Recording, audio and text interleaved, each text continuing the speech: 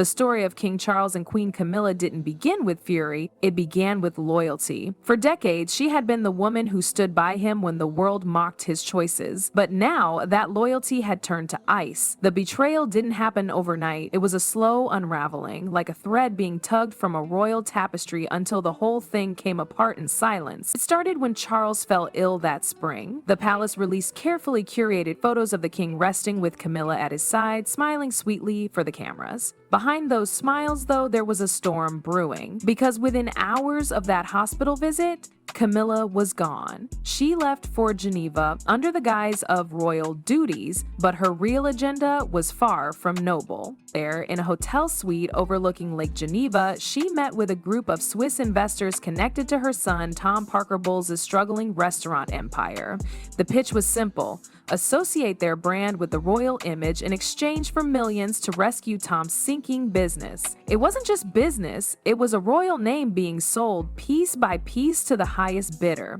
When Charles found out, his world stopped. The woman who had once held his hand through public humiliation was now profiting off the crown. Lying in that hospital bed, Charles realized something deeper than betrayal had taken root. It wasn't just about money, it was about power. Every royal generation before him had faced a challenge to the throne, but never from within the marriage bed. Camilla had chosen ambition over allegiance, and it struck him like a lightning bolt through the chest. When he was finally discharged, Charles returned to Clarence's house, but the silence between them was unbearable. She smiled in public, performed her duties flawlessly, but every private moment was a battlefield of quiet avoidance. Their conversations became rehearsed performances. He'd ask about the day's schedule, she'd respond with polite efficiency. The woman who once laughed with him about the absurdities of royal life now treated him like a stranger she tolerated. And then, one gray afternoon, she arrived in his study with two men in black suits,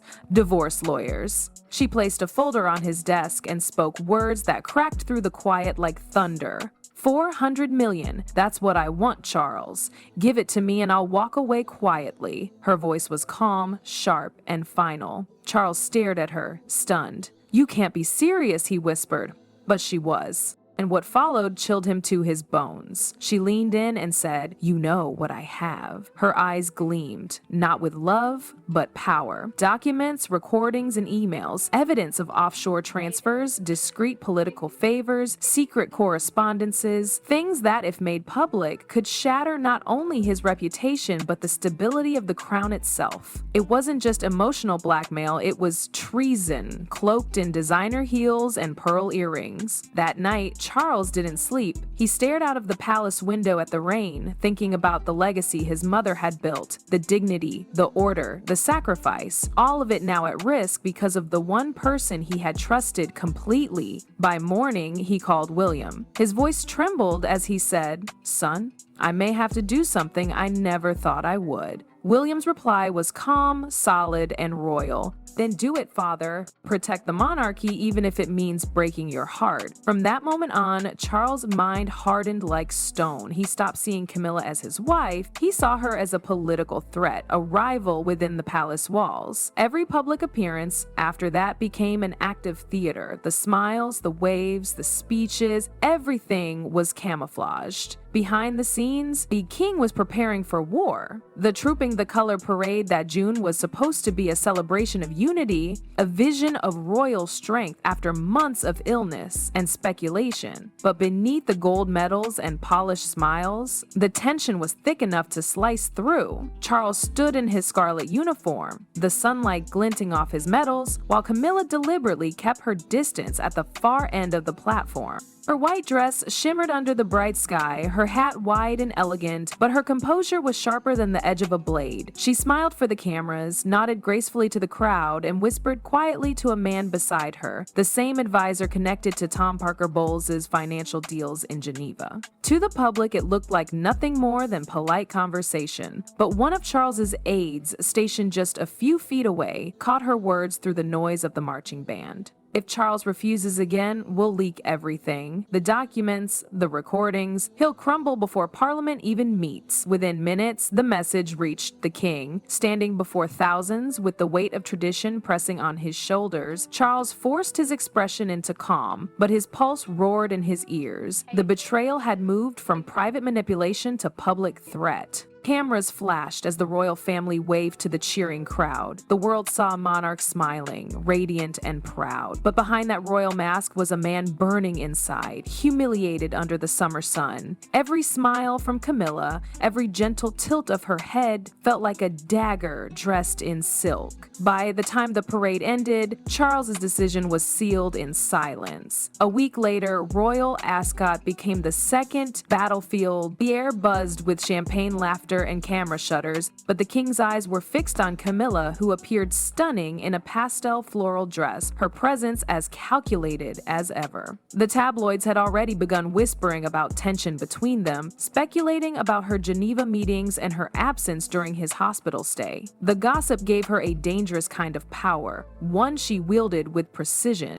As the races began, Charles tried to hold himself together, greeting diplomats and well-wishers. Then, out of nowhere, Camilla rose from her seat and crossed the grandstand toward him. The crowd hushed and the world's cameras turned. She leaned in close enough for the microphones to catch every syllable. "Give me what I asked for, or I'll release the video of you and that tycoon discussing election funds." The blood drained from his face. For a moment, he couldn't breathe. Then he stepped back, his jaw tight, voice barely controlled. "You'd destroy this family for greed?" he asked, eyes blazing. Camilla smiled faintly, her tone dripping with venom. "For survival, Charles. You've taken everything from me, now I'll take everything from you." The confrontation sent shockwaves through the crowd. Cameras clicked, recording what would become one of the most scandalous royal moments in modern history. By nightfall, headlines exploded across every paper. Royal rift erupts at Ascot. King and Queen's feud goes public. Inside Buckingham Palace, Charles gathered his advisors in the small council room. His voice trembled, but not from weakness, from fury. "She's using state secrets as leverage," he said. "This is not marriage, this is war." The room fell silent. Everyone knew what his next move had to be. Hours later, the decision was made. A formal divorce petition would be drafted under the grounds of betrayal and abuse of royal privilege. And once the ink dried, Camilla's reign as queen would end. That night, Charles sat alone, staring at the old portrait of his mother. For the first time in his reign, he truly understood the weight of the crown, not as a symbol of power, but as a burden of sacrifice. The cheers of the parade were gone. The palace corridors echoed with silence, and outside the rain began to fall again, as if the heavens themselves mourned what royalty had become. The morning sky over London hung gray and heavy when King Charles arrived at St. James's Palace. The council chamber smelled faintly of old wood and polished brass, a room built for power, not mercy. Around the long table sat senior ministers, royal advisors, and the Archbishop of Canterbury. Their faces were tense, eyes fixed on the man at the head of the table, the king who was about to turn his private heartbreak into public history. Charles stood tall, his expression carved in stone.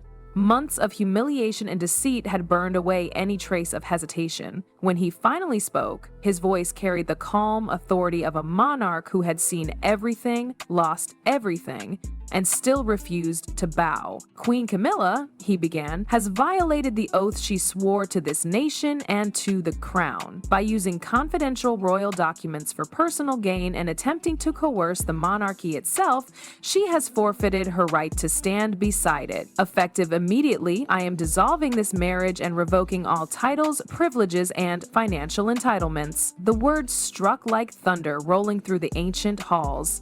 The Prime Minister looked stunned, the Archbishop bowed his head, and the aides scrambled to take notes, as if recording a moment that would one day define British history. Then came the sound of Charles's pen scratching across the parchment, a short, final motion that ended decades of companionship. Outside, the palace gates filled with cameras and reporters, unaware that within those walls, the monarchy had just severed one of its most dangerous ties. But the danger hadn't passed. As soon as the announcement reached Clarence's house, Camilla erupted in fury. "He can't do this to me," she shouted, pacing the marble floor. Her phone lit up with messages from her remaining allies in the press, men and women she had courted for years with charm and gossip. Yet for the first time, their replies came back cautious. The tide had turned. The queen consort was no longer untouchable. Within hours, palace security executed Charles's orders. Camilla's files, devices, and private correspondences were seized. Agents combed through her study,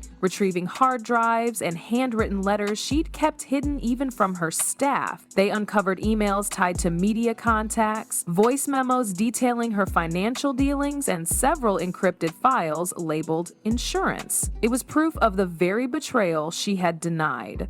Charles received the first report by evening. His hands shook slightly as he read through the list of confiscated materials. Among them were fragments of conversations that mentioned him, his voice recorded in moments of vulnerability, now weaponized by someone he once loved. For a long while, he said nothing. Then he closed the folder, exhaled deeply, and whispered, "No more." Later that night, under a pale moon that glowed over Buckingham Palace, Camilla was escorted out of Clarence's house for the last time. She wore a dark coat and sunglasses despite the hour, her chin high, refusing to let the world see the wreckage behind her composure. The cameras caught her silhouette disappearing into a waiting car. By dawn, the news had spread worldwide. King Charles officially divorces Queen Camilla, royal titles revoked. Public reaction was divided. Some praised the king for defending the monarchy's integrity. Others mourned the collapse of a relationship that had once defied every scandal. But deep inside the palace, Charles felt neither triumph nor relief. He sat alone in his study, the room lit only by the flicker of the fireplace. The crown on his desk gleamed faintly in the dim light, a reminder of everything he had saved and everything he had lost. He thought about the early days, the laughter, the shared dreams, the feeling of being understood by someone who had once loved him without pretense. All of it gone, devoured by ambition and pride. Yet as dawn broke over London, a strange calm settled in his heart. The monarchy would endure, just as his mother's had, just as history demanded. And though the man behind the crown was scarred beyond repair, he had done what every true sovereign must: protect the throne even at the cost of his own heart.